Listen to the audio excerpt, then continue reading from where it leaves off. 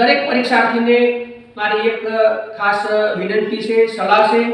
પરીક્ષાના આગળના દિવસે એટલે કે 26 તારીખે 2:30 થી 5ના સમય દરમિયાન તમારી રિસીપ્ટમાં દર્શાવેલ પરીક્ષા કેન્દ્ર ઉપર જઈને તમે સ્કૂલ જોઈ આવશો અને બહારથી જે તમારો પરીક્ષા ક્રમાંક છે, જે તમારો બેઠક નંબર છે, એની ચોકસાઈ કરી લેશો।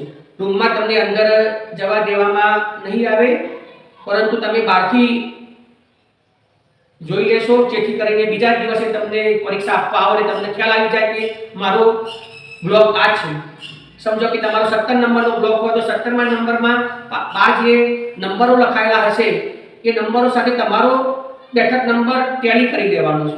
પરીક્ષાનું સ્થળ અને તમારું ગામ અથવા તમારું નિવાસ સ્થાન, પરીક્ષા તમારા નિવાસ સ્થાનથી પરીક્ષાના સ્થળે પહોંચતા તમને કેટલો સમય લાગે છે કે સમય તમે જાણી લો।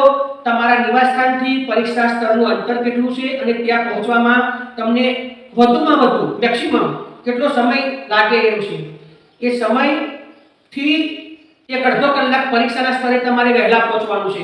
તો જેટલો સમય તમારે પરીક્ષા સ્થળે પહોંચતા થાય તો 1.5 કલાક પહેલો જે પરીક્ષા કેન્દ્ર પર વહેલા પહોંચવાનો છે તે સમય અને એનાથી પણ જેટલો સમય તમારે વાહન લઈને પરીક્ષા કેન્દ્રે પહોંચવાનો છે એટલા વધારે વહેલા નીકળીને સમયસર પરીક્ષા સ્થળે પહોંચી જજો। અને ત્યાં સુધી કોઈ વિદ્યાર્થી લેટ ના પડે, આપણે લેટ ના પડીએ એનું બરાબર ધ્યાન રાખીશું।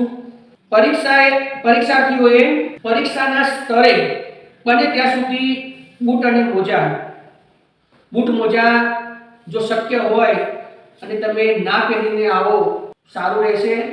સારું કેમ રહેશે? કેમ કે પરીક્ષા ખંડની અંદર બૂટ મોજા પહેરીને જઈ શકાતું નથી, એટલે તમારે ત્યાં પરીક્ષા ખંડની બહાર તમારા બ્લોકની બહાર બૂટ મોજા કાઢવા પડે। એના કરતાં તમે ચપ્પલ છે એવું કંઈ પહેરીને પરીક્ષા પૂરતા તમે એ પહેરીને આવો તો તમને પણ અનુકૂળતા રહેશે અને એક સારી વ્યવસ્થાના ભાગ આપણે બની શકીશું। હવે ધોરણ 10ના વિદ્યાર્થીઓએ કોઈ પણ પ્રકારનું કેલ્ક્યુલેટર પરીક્ષા ખંડમાં લઈને જવાનું નથી। સાદું હોય તો પણ નહીં। ફક્ત ધોરણ 12ના પરીક્ષાર્થીઓ માટે સાદા કેલ્ક્યુલેટર લઈ જવાની બોર્ડ દ્વારા મંજૂરી આપવામાં આવેલી છે, બોર્ડ દ્વારા સૂચન કરવામાં આવેલું છે, પરંતુ એ સાદું કેલ્ક્યુલેટર હોવું જોઈએ। કોઈ પણ સંજોગોમાં સાયન્ટિફિક કેલ્ક્યુલેટર પરીક્ષાર્થીએ પરીક્ષા ખંડમાં લઈ જવાનું નથી, એ આપણે એનું ખાસ ધ્યાન રાખીશું।